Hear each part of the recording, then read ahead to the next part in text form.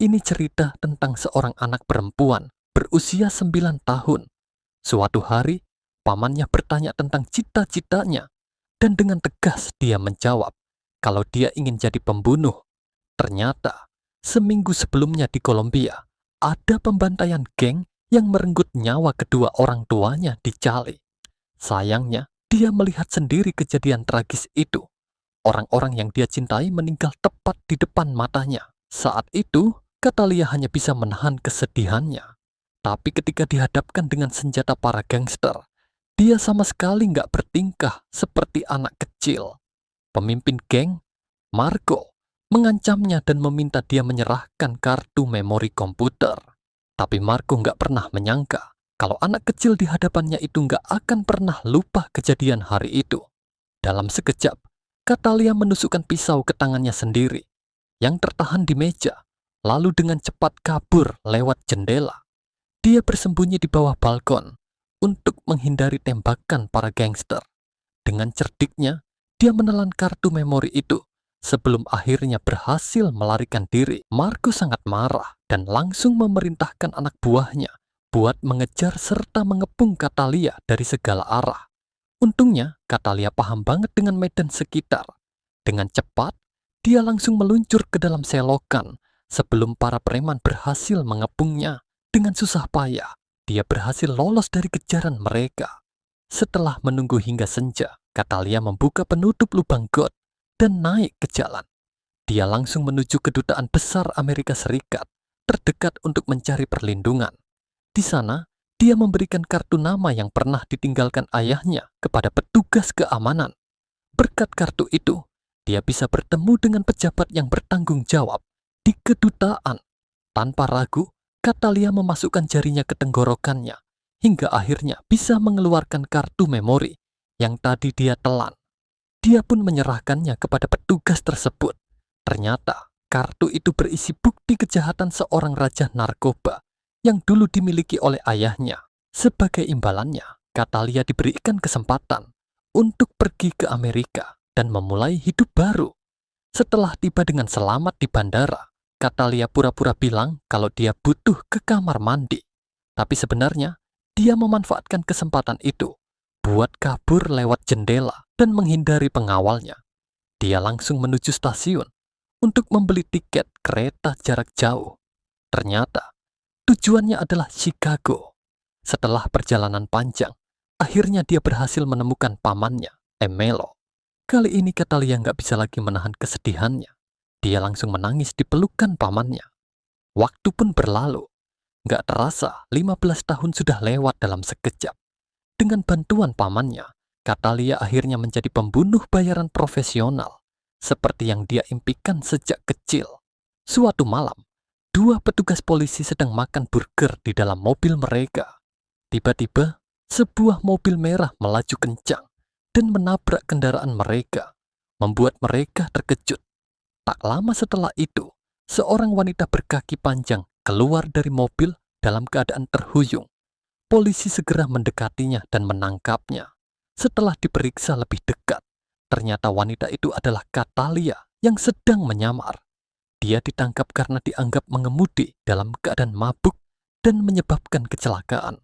Catalia pun langsung dibawa ke kantor polisi. Mereka memutuskan untuk menahannya semalaman sambil menunggu proses penuntutan lebih lanjut. Keesokan harinya, di bawah pengawalan ketat agen federal, seorang pengedar narkoba kelas kakap juga dibawa ke kantor polisi. Dia harus ditahan sementara di sana hingga malam tiba. Saat situasi mulai tenang, tiba-tiba Catalia berdiri dan melepas wig yang dia pakai. Dia juga membalikkan pakaiannya, mengubah penampilannya sepenuhnya. Dengan cekatan, dia menggunakan jepit rambut untuk mengambil kunci dan membuka pintu selnya. Setelah itu, Catalia mengambil sendok dari cangkirnya dan menggunakannya untuk menggeser posisi kamera pengintai agar tidak merekam pergerakannya. Di area umum, dia diam-diam mengambil gelas plastik, mengisinya dengan air, lalu membuka pintu menuju ruang listrik di sebelahnya. Di dalam, dia membuka kotak listrik dan menyeimbangkan sendok di atas sakelar. Kemudian, dia menggigit lubang kecil di gelas plastik berisi air dan meletakkannya di atas sendok. Semua ini dia lakukan dengan sangat hati-hati sebagai bagian dari rencananya. Setelah semua persiapan selesai, Catalia naik ke saluran ventilasi dan berhenti di dekat kipas angin, menunggu saat yang tepat untuk bertindak. Air yang menetes akhirnya membuat sendok kehilangan keseimbangan dan jatuh, menyebabkan hubungan arus pendek pada sistem kipas. Akibatnya, kipas pun berhenti berfungsi. Catalia langsung memanfaatkan momen itu. Dia dengan cekatan melewati bilah kipas dan keluar dari saluran ventilasi. Tanpa membuang waktu, dia masuk ke kamar kecil dan menyerang seorang petugas yang baru saja keluar. Setelah melumpuhkannya, dia mengambil senjatanya. Setelah itu, Catalia menuju sel tempat pengedar narkoba ditahan. Tanpa ragu, dia langsung menembaknya hingga tewas di dalam selnya. Namun suara tembakan itu langsung menarik perhatian petugas jaga malam.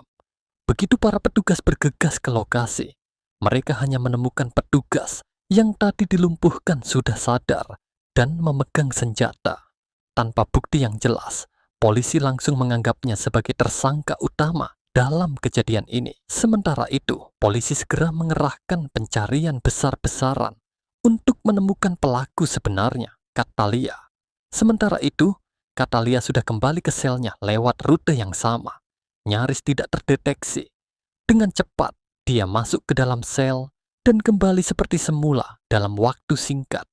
Saat polisi datang untuk memeriksa, Catalia sudah berganti pakaian dan berbaring pura-pura tidur seolah-olah tidak terjadi apa-apa. Keesokan harinya, polisi mulai menyelesaikan prosedur administrasi untuknya. Dengan percaya diri, Catalia berjalan keluar dari kantor polisi tanpa ada yang mencurigainya. Baru setelah berada di luar, dia merobek sarung tangan karetnya, memastikan tidak meninggalkan jejak apapun. Namun, pembunuhan itu dengan cepat menarik perhatian agen khusus FBI yang mulai menyelidiki kasus tersebut lebih dalam. James ditugaskan untuk menyelidiki kasus pembunuhan pengedar narkoba. Saat memeriksa tubuh korban, dia menemukan sebuah gambar yang terasa familiar. Setelah diteliti lebih lanjut, ternyata dalam beberapa tahun terakhir, lebih dari 20 orang telah tewas dengan tanda serupa di tubuh mereka. Yang menarik, semua korban adalah penjahat kelas kakap.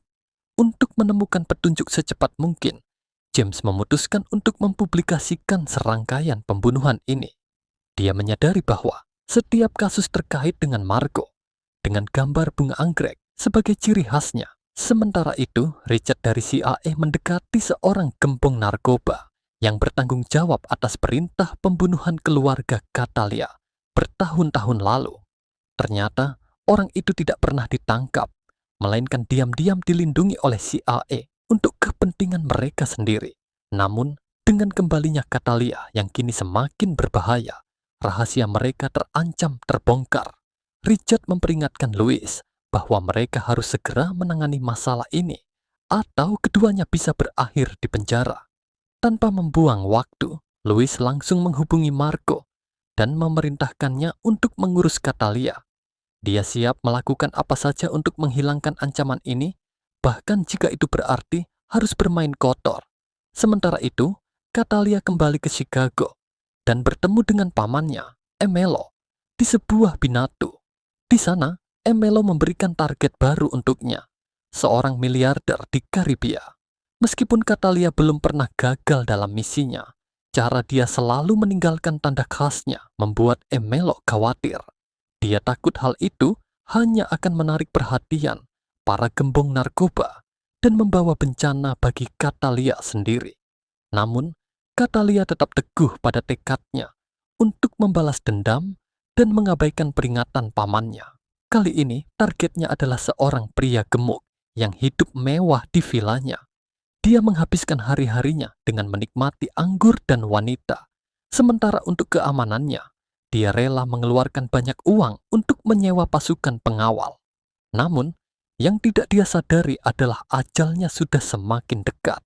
Catalia sudah berada di sekitar villa, menyusup dengan bersembunyi di bawah kendaraan.